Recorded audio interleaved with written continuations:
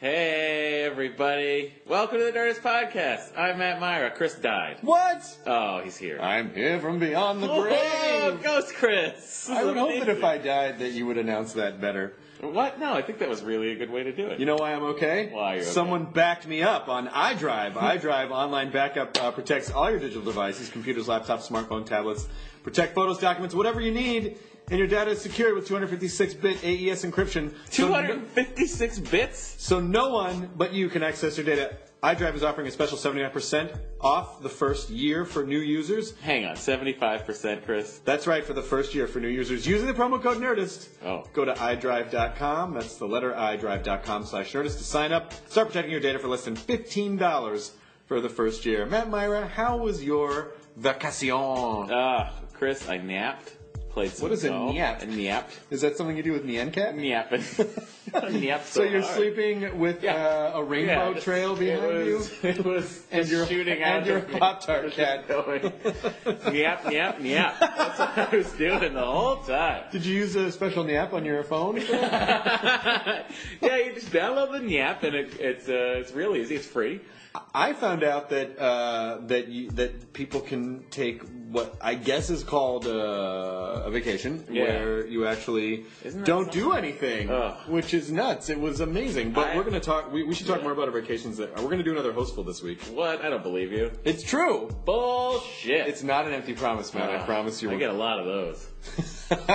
We're definitely going to do more Hostfuls. What did you do? When I was gone, let's see. We did New York was fun. Yeah. Stayed there for a little while. And then went home for a bit, then went to Palm Springs. Oh. Had a good time over there. That's where I napped. How did you nap next to John Mayer's giant new mega truck? It was hard to do because it was so loud. Matt Myra ran into John Mayer's. Yeah, I saw John Muir, and then I saw John Muir. John Muir, the naturalist? John Muir. The naturalist John Muir would not buy a giant mega truck. Well, maybe he would because to get closer to nature. I guess. Just check out, if you're listening to this still somehow, God bless you, first of all. Second of all, go to John Mayer's Instagram and look at his giant truck that was parked outside of our hotel.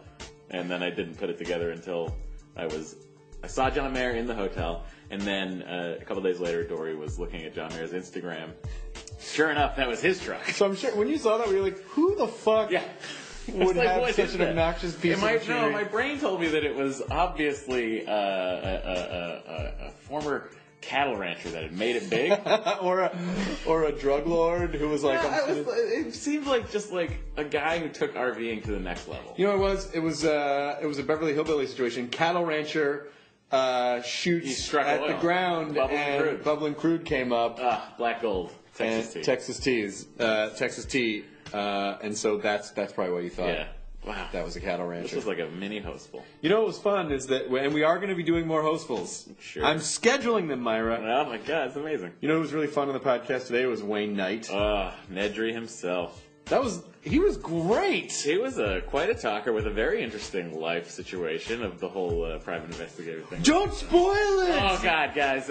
But yeah, it's actually pretty interesting, the whole thing. He was a good guy. Wayne Knight is promoting The X's, which is Wednesday at 10:30 p.m. on TV Land. Whoa. So you should definitely... watch that show. It's got all your favorites from previous sitcoms. Like Donald Faison and Nerdist Podcast. And Kristen Johnson. She's great. Kristen Johnson, She's been on our podcast? No, she's not been on the podcast. She should be on the podcast. She plays, in Austin Powers 2, she plays... I like to keep thinking of who she plays in things and can't remember the name. She has a fun cameo in Austin Powers, The Spy Who Shagged Me. All right. Let's go look at it. Wayne Knight, Nerdist Podcast, number 620. Oh, thank God for our sponsor for bringing this episode to everybody. Well, our other sponsor is Stamps.com. Go to Stamps.com, make your post office your home. 2015, I'm only using the promo code Nerdist. Click on the microphone at the top of the homepage, type in Nerdist at Stamps.com, enter the promo code Nerdist, podcast number 620. Wait, you don't have to enter that. You don't have to enter Nerdist Podcast number 620. No, I was You sounded like you were telling them to enter that promo code. They won't get a discount if they do that. That was called a typed segue. You didn't. No, you made it just one thing. Guys, Matt, you are not going to fight with me in front of company. No. I'm sorry, guys. Just give me a second. Matt, you just shut your mouth. Chris, you're still dead. You're still dead. You're dead. Go back to the It's calling you. Go to the light. Not that light. That's my light. Now entering Nerdist.com.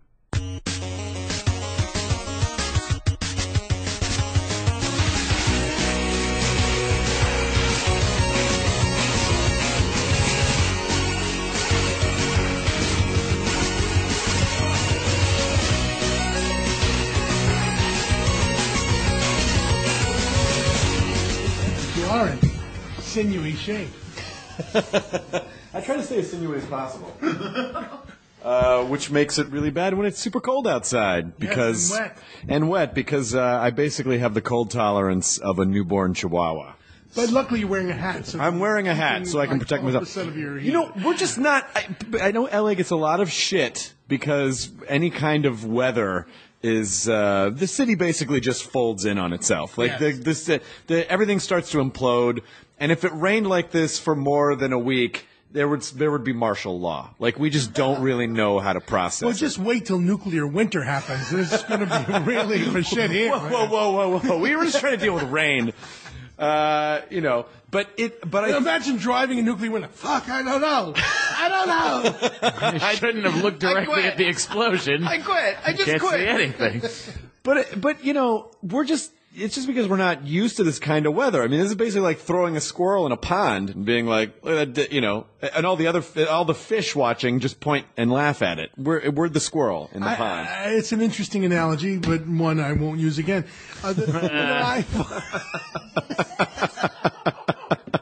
You know, someday you're going to use that analogy. Yes. And then I would squirrel in the pond analogy. Go squirrel in the pond. It would be when I win an Emmy, which will be never. No, that's not true. You could totally win an Emmy. And when you do, and when you use the squirrel analogy, then I would like the apology. All right, very well. You were right. It's a fair analogy to employ. It's really nice to have you here on the podcast. Well, thank you very much. We were all big fans of yours. What happened? When did it end? No, it never ended. It ended when you refused to use the squirrel analogy. Up to that point. Okay. Up to that point. But Matt is probably. Have you slobbered on Wayne? Oh, not yet. I was easing into it. No. Just, hey, it's raining. Go for it. Well. I won't even notice.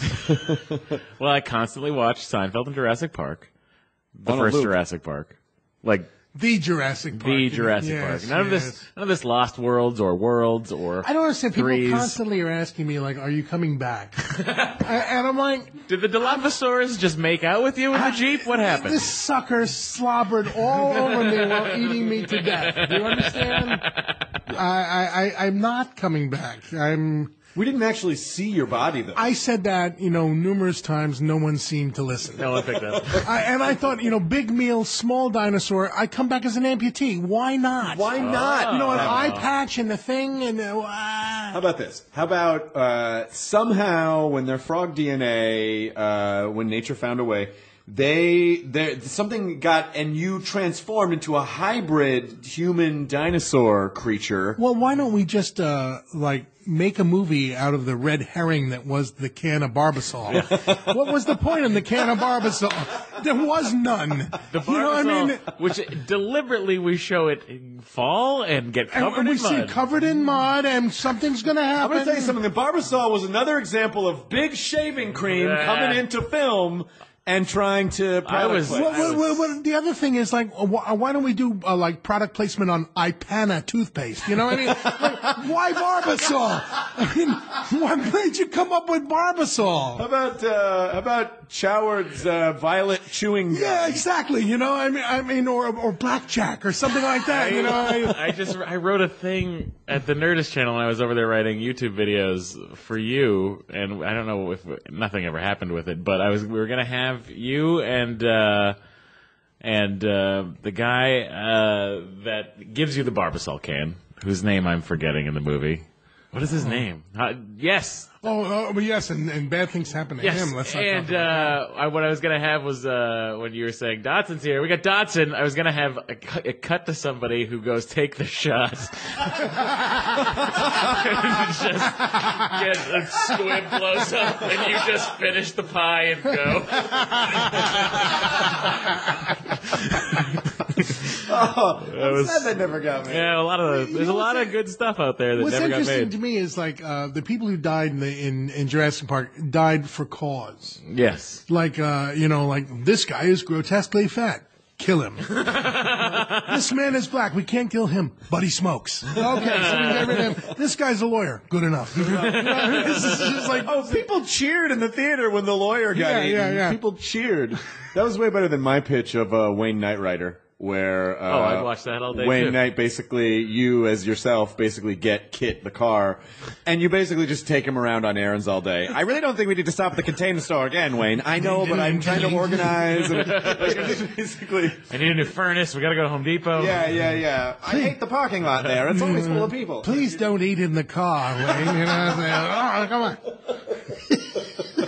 What's your background? Where did you start? Did you start in comedy? Like, were you a live performer? No. Sort of. I started out as an actor. I went from college to a regional theater, got an equity card, and went to New York. By 23, I was on Broadway. Oh my God! And I did that play for 3 years, and then I was unemployed.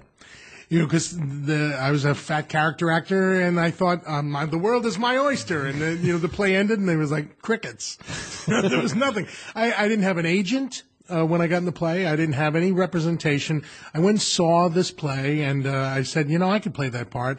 I made up a resume. I handed it to the stage manager. I walked down the alley to the guy.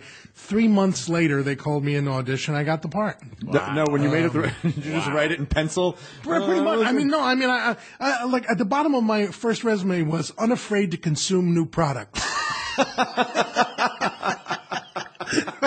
I had absolutely no skills. Do you ride a horse? Perhaps. Perfect for Broadway. Perfect for Broadway. Yes. Those horse operas on Broadway. But the character was a 16-year-old guy who had pimples and glasses, and I actually at that time had to wear a fat suit in order to play the part.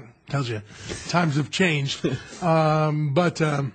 In any case, went from there and I did sketch comedy and did some comedy group stuff. Yeah. I used to go down to the Improv and Catch a Rising Star and sit down front, laugh heartily, and they say, "Are you a comic?" And I go, "No." I just didn't have the balls. The thought of being out on the road and getting my slot at 2 a.m. for people from Kansas, I didn't have enough drive to make it happen. So I did group stuff and always envied stand-ups, for their tenacity and mental illness. and a desperate need for attention. Yeah, but, there was something about it, and I still feel, it's just like I had done the Comedians in Cars getting coffee version of the commercial on the Super Bowl. That's as close as I'm going to get to being on that show.